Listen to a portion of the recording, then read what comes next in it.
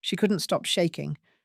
Ivy stood at the altar in a borrowed dress, her hands trembling around a bouquet of white roses she couldn't smell and didn't want. The temple was vast and cold, filled with strangers who watched her like she was a curiosity, the human girl about to be sacrificed to the Lycan king.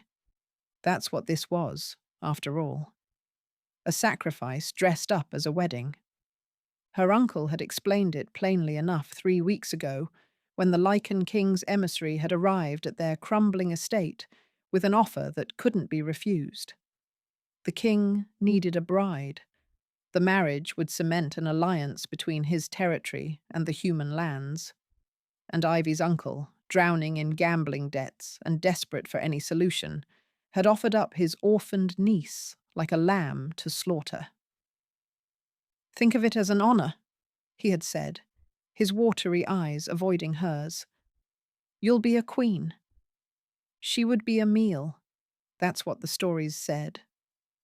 The Lycan king was ancient and brutal, a monster who had outlived a dozen human lifetimes. His previous wives, there had been 3, the rumors claimed, had all died under mysterious circumstances. No one knew what happened inside his castle, but everyone agreed it couldn't be good. Ivy had begged. She had pleaded. She had even tried to run, making it halfway to the village before her uncle's men caught her and dragged her back. After that, they had locked her in her room until the wedding day, feeding her just enough to keep her alive and presentable. Now she stood at the altar, starving and exhausted and utterly alone, waiting for her doom to arrive. The temple doors opened. He was enormous. That was her first thought. He filled the doorway like a storm cloud, blocking out the winter light. He wore black from head to toe, his dark hair pulled back from a face that was all sharp angles and brutal beauty. And his eyes were the color of molten gold, burning with an intensity that made her want to run and hide. The Lycan king. He walked toward her with measured steps, and the crowd parted before him like water around a stone. Ivy's trembling worsened. Her knees threatened to buckle. The roses shook so violently in her hands that petals scattered across the stone floor. "Please let it be quick," she prayed silently. "Whatever he does to me, please let it be quick." He stopped before her, close enough that she had to crane her neck to meet his gaze, close enough that she could feel the heat radiating from his body, cutting through the temple's chill. For a long moment, neither of them spoke. Then he leaned down, his lips brushing her ear, and whispered words she never expected to hear. "I won't hurt you." Ivy's breath caught. She looked up at him, searching for the lie, the trick, the cruelty hiding behind the gentle words. But his golden eyes held only concern, as if her trembling actually bothered him, as if her fear was something he wanted to ease rather than exploit. "I know you're frightened," he continued, his voice low enough that only she could hear. "I know this isn't what you chose, but I swear to you, on my honor and my crown, I will never harm you. Do you understand?" She didn't understand. Nothing about this made sense, but she found herself nodding anyway, her throat too tight for words. Something flickered in his expression. Relief, perhaps, or satisfaction. He straightened and turned to the priest, who looked nearly as terrified as Ivy felt. "Proceed," the Lycan king commanded. The ceremony was a blur. Ivy spoke the words when prompted, her voice barely above a whisper, her mind struggling to process what was happening. She was marrying a monster, a beast, a king who had promised not to hurt her in a tone that suggested he meant it. When the priest declared them bound, the Lycan king took her hand, gently, so gently, and led her out of the temple. A carriage waited in the courtyard, black and gleaming, pulled by horses that stamped nervously at the sight of their master. He helped her inside, then climbed in after her, settling on the opposite bench. The carriage lurched into motion, and they were alone, silence stretched between them, thick and heavy. Ivy pressed herself into the corner, making herself as small as possible, her eyes fixed on the floor. "What's your name?" The question startled her. She looked up to find him watching her, his expression unreadable. "Ivy?" she managed. "Ivy Ashworth." "Ivy." He said it slowly, as if tasting the word. "I am Damon. Though I suspect you knew that already." She nodded, not trusting her voice. "You're afraid of me?" It wasn't a question. "Yes." There was no point in lying. He could probably smell her fear, hear her heart hammering against her ribs. "Because of the stories?" "Yes." He leaned back against the seat, his golden eyes never leaving her face. "What do the stories say?" Ivy swallowed hard. "That you're a monster.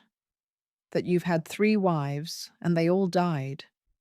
That you—" She couldn't finish. "That I killed them?" His voice was soft, almost gentle. "That I devoured them? Tortured them? Kept them locked in dungeons until they wasted away?" She flinched at each word. Damon sighed, and for a moment he looked almost tired, almost sad. "The stories are wrong, Ivy.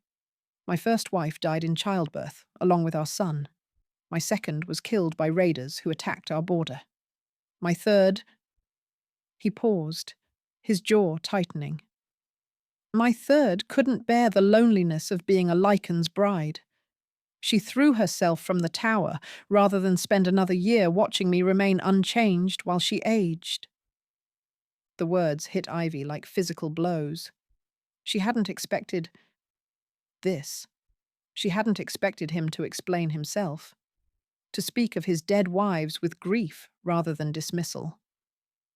"I don't tell you this to frighten you further," he continued. "I tell you so you understand. I have caused my wives pain, but never through cruelty, never through intent. I am not the monster your stories describe." Ivy studied him, searching for deception and finding none. "Then why do the stories exist?" "Because humans fear what they don't understand. Because a Lycan king who outlives his brides makes for better gossip than a man who simply outlived his loved ones." He leaned forward, and she had to fight not to flinch. "I don't expect you to trust me, Ivy. Trust must be earned. But I want you to know that you are safe with me. I will never force you, never harm you, never lock you away. You will have your own chambers, your own freedom, your own choices." "Why?" The word escaped before she could stop it. "Why would you promise me all that? I'm no one. A poor relation sold off to pay my uncle's debts." Something flashed in his golden eyes. Anger, though not directed at her. "You are not no one. You are my wife, my queen." His voice dropped. "And the moment I saw you trembling at that altar, I knew." "Knew what?"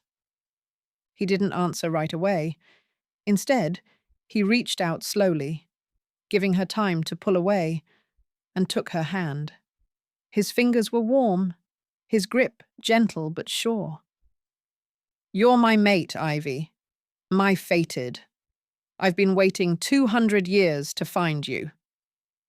She stared at him, her mind refusing to process the words. Mate. Fated. Her. The unwanted orphan. The burden. The bride sold for gambling debts. "That can't be right," she whispered. Damon smiled, and the expression transformed his face from terrifying to almost tender. "It's very right. I knew the moment I caught your scent. My wolf has been howling since I walked into that temple." He squeezed her hand gently. I know this is overwhelming. I know you have no reason to believe me. But I promise you, everything I said is true. You are precious to me. You are mine. And I will spend however long it takes to prove that you have nothing to fear from me. Ivy looked down at their joined hands, his so large and warm, hers still trembling slightly. She had come to this marriage expecting pain, expecting cruelty, expecting death. Instead, she had found this: a king who whispered reassurances at the altar, a monster who spoke of dead wives with grief instead of indifference, a husband who promised her freedom and called her precious. She didn't know what to make of any of it, but for the first time since her uncle had sold her off, Ivy felt something other than despair. She felt the smallest, most fragile flicker of hope. The castle was nothing like she expected. Ivy had imagined dark dungeons, blood-stained walls, the bones of previous brides scattered in forgotten corners. Instead, she found warmth, light, fires blazing in every hearth, candles glowing in every corridor, tapestries depicting forests and wolves and moonlit hunts. It was beautiful. It was terrifying. It was home to a king who called her his mate. "These are your chambers," Damon said, pushing open a heavy wooden door to reveal a suite larger than her uncle's entire house. "The Queen's rooms? They've been empty for a long time." Ivy stepped inside, her breath catching at the sight before her. A massive canopied bed, draped in silver and white. Windows that stretched from floor to ceiling, overlooking snow-covered mountains. A fireplace large enough to stand in, already crackling with warmth. A vanity covered in bottles and brushes. A wardrobe that probably held more gowns than she had ever seen in her life. "This is mine?" Her voice came out strangled. "Everything in this room is yours. The clothes, the jewelry, the books, all of it." Damon remained in the doorway, as if reluctant to enter her space without permission. "If there's anything you don't like, anything you want changed, you have only to ask." She turned to face him, confusion overwhelming her fear. "I don't understand. Why are you being so kind to me?" "Because you're my wife. I'm a stranger you were forced to marry for political reasons." "You're my mate."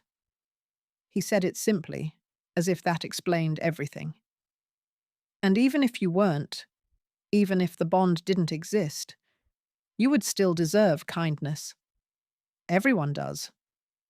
Ivy didn't know what to say to that. In her experience, kindness was a currency spent only on those who could offer something in return, and she had nothing to offer. Nothing but a name that barely qualified as noble, and a body that had been sold without her consent. A knock at the door interrupted her thoughts. A woman entered, middle-aged and plump, with silver-streaked hair and kind eyes that crinkled when she smiled. "Ah, there you are. I'm Martha, head of the household staff." She bobbed a curtsy to Ivy, then shot Damon a look that was somehow both respectful and reproachful. "My lord, the poor girl looks ready to collapse. When did she last eat?" Damon's expression darkened. "I don't know. Ivy?" Ivy's cheeks flushed with shame. "I'm not sure. A few days ago, perhaps. My uncle, he wanted me to fit into the dress." The silence that followed was deafening. Damon's hands clenched into fists at his sides, and for a moment, Ivy saw the predator lurking beneath the gentle facade. The wolf who could tear a man apart with his bare hands. "Martha," he said, his voice carefully controlled. "Please have a full meal sent to my wife's chambers immediately, and send word to the kitchens that she is to have whatever she wants, whenever she wants it. If I learn that anyone has denied her food for any reason, They will answer to me personally. Of course, my lord. Martha bustled out, leaving them alone again. Damon turned to Ivy, and the fury in his eyes softened to something gentler. Your uncle starved you. He wanted me to look presentable. The words came out flat, automatic. A defense she had learned long ago. He abused you. Damon stepped closer, his voice low and intense. What else did he do? Ivy looked away. It doesn't matter. It matters to me. Why? The question burst out of her, sharp and desperate. Why do you care? You don't know me. We met hours ago. I'm just a transaction to you, a political arrangement. You are not a transaction. He was in front of her suddenly, his hands hovering at his sides as if he wanted to touch her but wouldn't without permission. You are the woman fate chose for me, the other half of my soul. I have waited 200 years to find you, Ivy. 200 years of loneliness and grief and wondering if I would ever feel whole again. She stared up at him, her heart pounding. I don't know how to believe that. I know. His voice gentled. You've been taught that you don't matter, that your only value is what you can be traded for. But that's not true. It has never been true. Tears burned in her eyes. She blinked them back furiously, hating herself for the weakness. You don't know anything about me. Then tell me. He stepped back, giving her space. Tell me about yourself, not what you can offer or what you've been told you're worth. Tell me who you are, what you dream about, what makes you happy. No one had ever asked her that before. No one had ever cared. I don't... She struggled to find words. I don't know what makes me happy. I haven't been happy in a very long time. The admission hung in the air between them, raw and painful. When were you last happy? Damon asked quietly. Ivy thought about it, really thought, digging through years of misery for a single bright memory. When I was 7, before my parents died. My mother used to read to me every night, stories about princes and princesses, about magic and adventure. Her voice caught. I thought I would grow up to have adventures of my own. Instead, I grew up to be sold to a monster. She regretted the words instantly. Her eyes flew to Damon's face, expecting anger, expecting the gentle mask to finally crack. Instead, he smiled, small and sad and understanding. I'm sorry the world taught you to expect monsters, he said. But I'm not one, Ivy. I'm just a man who has lived too long and lost too much, and finally found the one thing he thought he would never have. What's that? You. He reached out slowly, giving her time to pull away, and touched her cheek. His fingers were warm, his touch feather-light. My mate, my queen, my second chance. Ivy's breath caught. She should pull away. She should be afraid. But something in his touch, in his voice, in the way he looked at her like she was precious rather than disposable, it made her want to lean in rather than retreat. Before she could decide what to do, another knock sounded at the door. Martha returned with a parade of servants carrying trays laden with food. Roasted meat, fresh bread, cheese, fruit, pastries still warm from the oven. The scent hit Ivy like a physical force, and her stomach cramped painfully. Eat, Damon said, stepping back. Rest. I'll leave you in Martha's capable hands. He paused at the door, looking back at her. I meant what I said, Ivy. You're safe here. You will always be safe with me. Then he was gone, and Ivy was left staring at a feast she couldn't believe was real. Come now, dear, Martha said gently, guiding her toward the table. "Let's get some food into you. You look like you haven't had a proper meal in weeks." Ivy sat. She ate. The food was better than anything she had ever tasted, rich and warm and plentiful in ways she had forgotten were possible. And as she ate, she thought about the Lycan king who had promised not to hurt her, who had looked at her with tenderness instead of hunger, who had called her precious and meant it. Maybe, just maybe, the stories had been wrong. Maybe the monster wasn't a monster at all. A week passed, and Ivy learned that monsters could be gentle. Damon kept his promises. He gave her space, never entering her chambers without permission, never demanding anything she wasn't ready to give. They took meals together in the great hall, but he sat across from her rather than beside her, close enough to talk, but far enough to avoid crowding.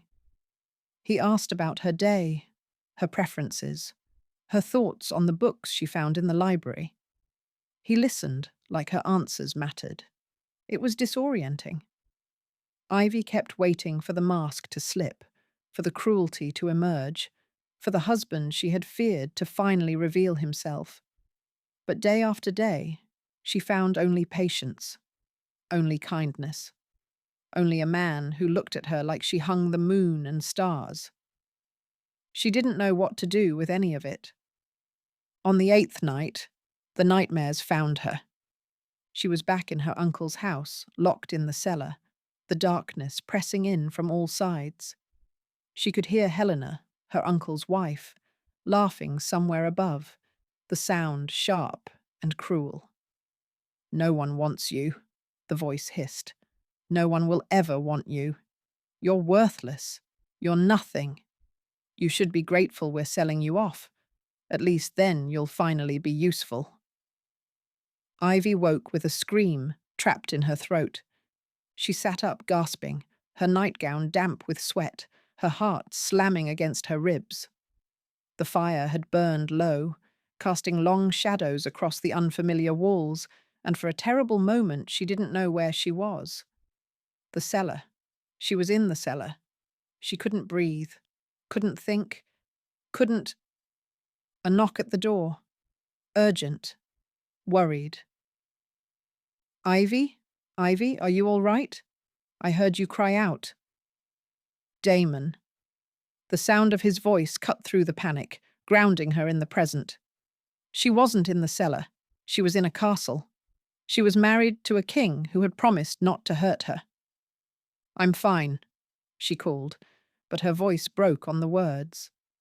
Silence. Then, "May I come in?" She should say no. It was the middle of the night, and she was in her nightgown, and she was barely holding herself together. But the darkness was pressing in, and the echoes of Helena's voice were still ringing in her ears, and she couldn't bear to be alone. "Yes." The door opened slowly. Damon stood in the hallway in loose trousers and a half-unlaced shirt, his hair tousled from sleep, his golden eyes scanning her face with fierce concern. "You're shaking," he said. "Just a nightmare." She tried to smile, but it felt more like a grimace. "I'm fine." "You're not fine." He crossed the room and knelt beside her bed, putting himself below her eye level. The same gesture he had used that first day in the carriage, making himself smaller, less threatening. "Tell me what you dreamed." "It doesn't matter. It matters to me." His voice was soft, but insistent. "Please, Ivy, let me help." Something cracked inside her. Maybe it was exhaustion. Maybe it was a week of kindness she still didn't know how to accept. Maybe it was the way he looked at her, like her pain was his pain, like her nightmares were wounds he would fight to heal. "The cellar," she heard herself say. "My uncle used to lock me in the cellar when I displeased him, or his wife, sometimes for hours, sometimes for days." Her voice dropped to a whisper. I can still feel the darkness, the cold, the way the walls seemed to close in until I couldn't breathe. Damon's expression didn't change, but she saw his hands clench against his thighs. How old were you? The first time? 9, right after my parents died. Tears burned in her eyes. I had asked for a second helping at dinner. Helena said I was greedy, that I was eating food I hadn't earned. She told my uncle to teach me a lesson. She laughed bitterly. He taught me a lot of lessons over the years. I learned to be quiet, to be small, to take up as little space as possible so maybe they would forget I existed. Ivy dash dash. The worst part is that I believed them. The words came out in a rush, confession and release, and bone-deep shame. I believed I was worthless, that I was a burden, that the only value I had was what they could trade me for. She finally met his eyes, bracing herself for pity or disgust. When they sold me to you, part of me was almost relieved. At least it would finally be over. At least I wouldn't have to keep pretending I deserved to exist. The silence stretched between them, heavy and raw. Ivy waited for him to say something, to offer empty platitudes, to dismiss her trauma, to confirm that yes, she really was as worthless as she had always believed. Instead, Damon reached up and cradled her face in his hands. His palms were warm, his touch impossibly gentle, his golden eyes blazing with an emotion she couldn't name. "Listen to me," he said, his voice rough. "You are not worthless. You are not a burden. You are not something to be traded or discarded or locked in a cellar until you break. You don't know that." "I know." His thumbs brushed away tears she hadn't realized were falling. "I have lived for over 200 years. I have met kings and warriors and scholars and saints.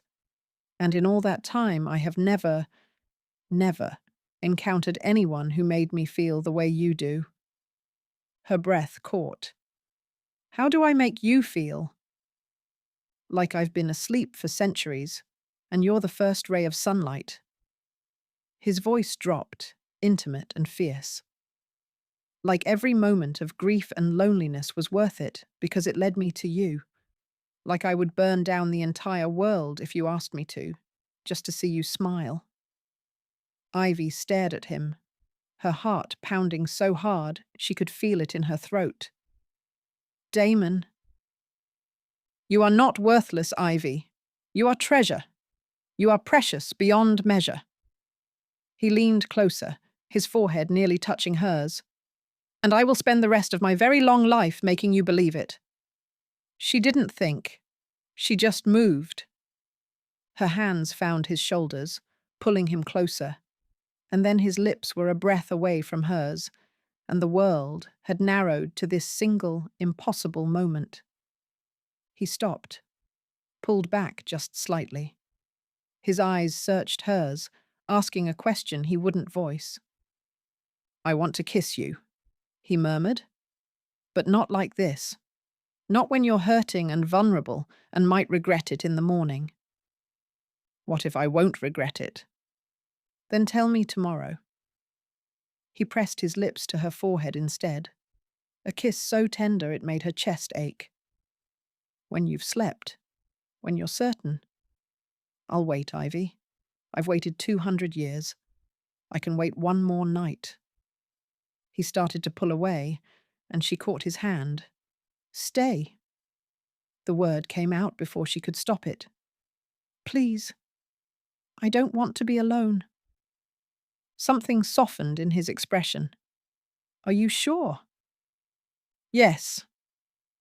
He settled onto the bed beside her, keeping a careful distance, and opened his arms in silent invitation. Ivy hesitated only a moment before she curled against his side, her head on his chest, his heartbeat steady beneath her ear. He was warm, solid, safe. "Thank you," she whispered. "For what?" for not being the monster I expected. His arm tightened around her. Thank you for giving me a chance to prove it. She closed her eyes and let herself drift, wrapped in the arms of the husband she had feared and the mate she was only beginning to understand. She was falling for him. She knew it now, could feel it like a current pulling her under, relentless and terrifying and impossible to resist.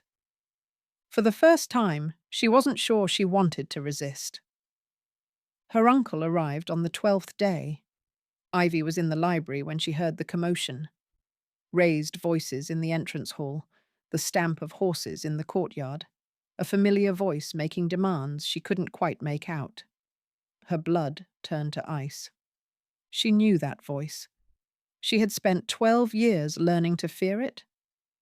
By the time she reached the great hall, Damon was already there, standing before his throne with his arms crossed and murder in his eyes.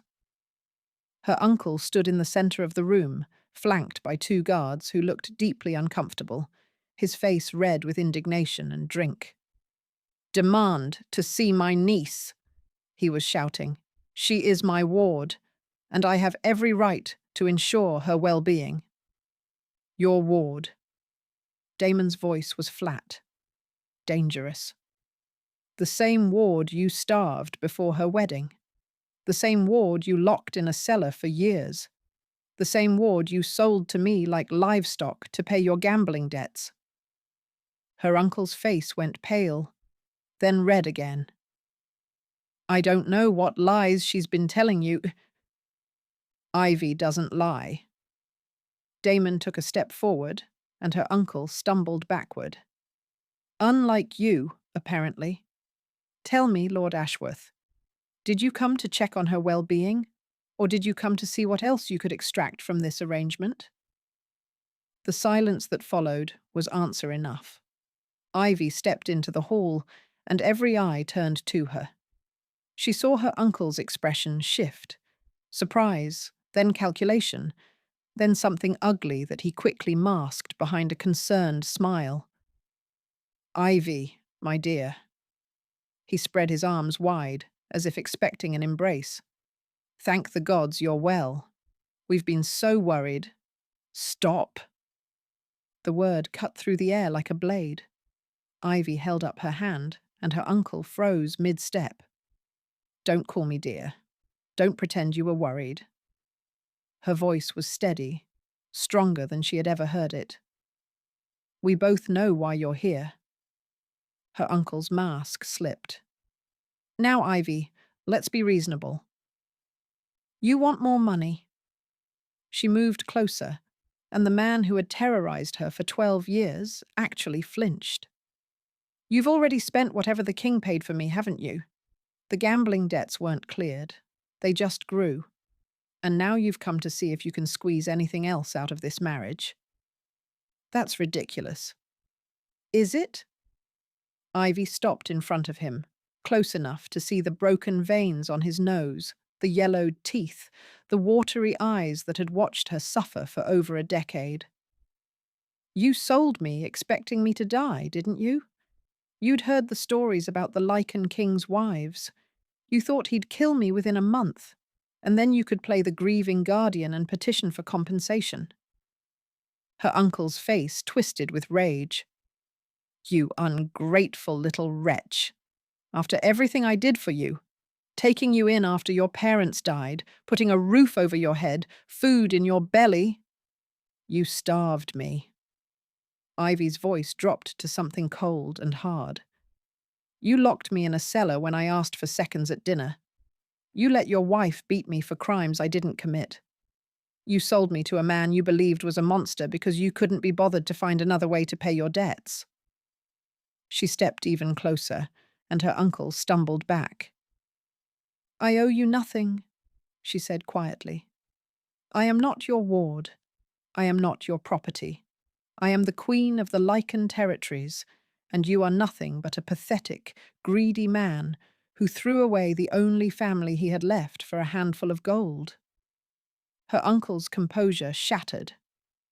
"You can't speak to me like that. I am your guardian. I have legal rights. You have nothing. Damon's voice cut through the air like a whip. He moved to stand beside Ivy, his presence a wall of barely contained fury. The moment you signed the marriage contract, you surrendered all claim to her. She is my wife, my queen, mine. This is outrageous! Her uncle's voice rose to a shriek. I'll petition the human courts. I'll tell everyone about this monstrous treatment. Go ahead. Damon smiled, and it was terrifying. Tell them how you sold your orphaned niece to pay gambling debts. Tell them how you starved and beat her for 12 years. Tell them how you came here demanding more money after the ink on the contract was barely dry. He leaned closer, and his eyes blazed gold. See how much sympathy you receive. Her uncle's face went white. He opened his mouth, then closed it, then opened it again. No sound came out. Leave. Damon's voice dropped to a growl. Leave my territory and never return. If I see your face again, I will not be so merciful. The guards seized her uncle's arms and dragged him from the hall. His protests echoed off the stone walls, growing fainter with distance, until finally there was only silence. Ivy stood frozen, her heart pounding, her hands shaking with the aftermath of adrenaline. She had done it. She had stood up to him. She had finally said all the things she had swallowed for 12 years. Ivy. She turned to find Damon watching her, his expression caught somewhere between awe and adoration. That, he said slowly, was the most magnificent thing I have ever witnessed. A laugh escaped her, high and breathless and slightly hysterical. I can't believe I did that. I can't believe I said all of that. I can. He moved closer, his hand rising to cup her cheek. You are extraordinary, Ivy. You have always been extraordinary. You just needed someone to remind you. She looked up at him. This man who had promised not to hurt her and kept that promise. This king who had given her space and kindness and patience. This husband who looked at her like she was the most precious thing in the world. I'm not afraid anymore, she said softly, his breath caught. No? No. She stepped closer, closing the distance between them. I'm not afraid of you. I'm not afraid of this marriage. I'm not afraid of what I feel. What do you feel? The question hung in the air, weighted with possibility. I feel like I've been waiting my whole life for someone to see me, she whispered. Really see me. Not as a burden or a transaction or a problem to be solved. Just me. She reached up and placed her hand over his heart. You see me, Damon. You've seen me since the moment I trembled at that altar. Ivy dash dash. I choose you. The words came out strong and sure. Not because I have nowhere else to go, not because I'm grateful or scared or desperate. I choose you because you're good and kind and patient, and you make me feel like I deserve to be loved. Her voice dropped to a whisper. Do I deserve to be loved? His answer was a kiss. He pulled her against him and claimed her mouth with 200 years of loneliness finally finding its end. Ivy melted into him, her hands fisting in his shirt, her entire body singing with the rightness of it. This was where she belonged. This was who she was meant to be. When they finally broke apart, both breathing hard, Damon pressed his forehead to hers. You deserve everything, he said fiercely. Every kindness, every joy, every moment of happiness this world has to offer, and I will spend the rest of my life giving it to you. Promise? I promise. He kissed her again, softer this time, reverent. My mate. My queen. My heart. Ivy smiled against his lips, her chest so full she thought it might burst. She had trembled at the altar, expecting a monster. Instead, she had found love. They renewed their vows beneath the full moon, 1 month after the day Ivy had trembled at the altar. The first ceremony had been a transaction, a terrified bride and a political arrangement, witnessed by strangers who expected her to die. This ceremony was something else entirely. This was a celebration of a love neither of them had expected to find. The castle gardens had been transformed into a wonderland of moonlight and candles. Ivy stood among the roses in a gown of midnight blue velvet. Her choice this time, not something borrowed or imposed. Her hair fell loose around her shoulders, threaded with tiny silver stars, and around her throat hung a pendant Damon had given her that morning. A wolf carved from sapphire, its eyes set with chips of gold. "It belonged to my mother," he had said, clasping it around her neck. "She told me to give it to my true mate. I've been carrying it for 2 centuries, waiting for you." Ivy had cried. She seemed to do that a lot now, but they were happy tears, born from a heart learning how to feel joy again. Damon waited for her at the heart of the garden, dressed in black and silver, his dark hair loose around his shoulders. When he saw her approaching, his breath caught visibly, and the look in his golden eyes made her heart stutter. "You're beautiful," he murmured as she reached him. "You're the most beautiful thing I've ever seen." "You said that the first time. I meant it then too." He took her hands in his. "But now you believe it." She did. That was the miracle of it. She finally believed it. The vows they spoke were ancient Lycan words, promises of devotion that would bind them not just in this life, but in whatever came after. When Damon slid a new ring onto her finger, a band of white gold shaped like intertwining vines, delicate and eternal, Ivy felt something shift inside her. A bond clicking into place. A sense of belonging she had never known was possible. "Mine," Damon whispered. "My mate. My queen. My heart." "Yours," she whispered back. "Always and forever yours." He kissed her beneath the watching moon, and the wolves who had gathered at the edge of the garden howled their approval. Ivy laughed against his mouth, overwhelmed by the sheer impossible wonder of it all. She was loved. She was cherished. She was home. Later, in the quiet of their chambers, she learned what it meant to be truly loved. Damon was gentle, impossibly, heartbreakingly gentle. He worshipped her with patient hands and whispered reverence, stopping constantly to ask if she was all right, if she wanted to continue, if there was anything she needed. It was nothing like the violence she had feared, nothing like the pain she had braced herself for. It was warmth and closeness, and the overwhelming sensation of being treasured. Afterward, she lay curled against his chest, listening to his heartbeat slow. "I love you," she said softly. The words had been building for days, maybe longer. She had been afraid to say them, afraid they would shatter the dream. But lying here, wrapped in his arms, she couldn't hold them back anymore. Damon went still. Then his arms tightened around her, and he pressed a kiss to the top of her head. "I love you, Ivy." His voice was thick with emotion. "I have loved you since the moment I saw you trembling at that altar, too brave to run even when you were terrified. I will love you until the stars burn out and the moons fall from the sky."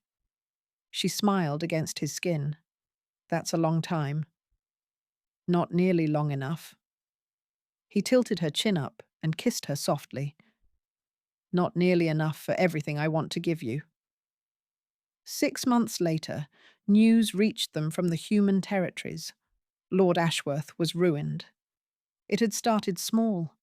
Whispers at court about the nobleman who had sold his orphaned niece to pay gambling debts. Then the whispers had grown louder, fueled by servants who had witnessed Ivy's abuse and felt emboldened to finally speak. The story spread like wildfire. The cellar, the starvation, the beatings, the years of cruelty inflicted on a helpless child. By the time the full truth emerged, Lord Ashworth had lost everything. His noble friends had abandoned him. His creditors had called in their debts. His wife, Helena, complicit in every cruelty, had fled in the night, taking what remained of their valuables. The last anyone had seen of Lord Ashworth, he was begging for coins in the streets of the capital, a broken man destroyed by his own greed. Ivy read the report with Damon at her side, his hand warm in hers. "How do you feel?" he asked quietly. She considered the question. 6 months ago, she might have felt guilty. She might have wondered if she could have done something differently, prevented his downfall somehow. But she wasn't that girl anymore. "I feel free," she said finally. "He spent 12 years making me believe I was worthless, that I deserved every terrible thing that happened to me." She looked up at Damon. "But I wasn't worthless. I was never worthless. He was just too cruel and too blind to see it." "He was a fool." Damon pressed a kiss to her forehead. "And he lost the most precious thing he ever had because he couldn't recognize her value." "His loss," Ivy said softly. "Your gain." He smiled, that slow, tender smile that still made her heart skip. "My gain, indeed."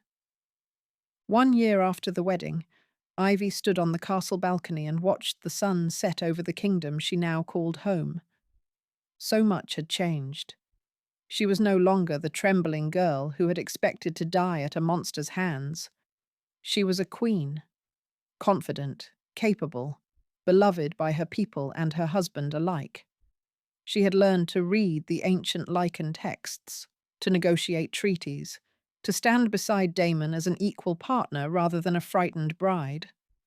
But more than that, she had learned to love herself. Arms wrapped around her from behind, and she leaned back into Damon's chest with a contented sigh. "What are you thinking about?" he murmured against her hair. "The wedding," she admitted. "The first one. How terrified I was. How certain I was that you would hurt me. And now I can't imagine being afraid of you." She turned in his arms, looking up at the face she loved more than anything in the world. "You're the safest place I've ever known." Something flickered in his golden eyes, emotion so deep it stole her breath. "I love you," he said. "Have I mentioned that recently?" "Only 3 times today. You're slipping." He laughed and pulled her closer, pressing his forehead to hers. "I love you, Ivy, my mate, my queen, my heart. I will love you until the end of time and beyond." "I love you too," she whispered. "Thank you for not being the monster I expected. Thank you for being patient and kind and gentle. Thank you for showing me that I deserve to be loved." He kissed her then, soft and sweet and full of promise.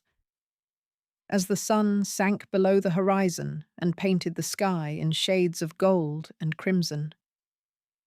She had trembled at the altar, a poor bride sold to pay her uncle's debts.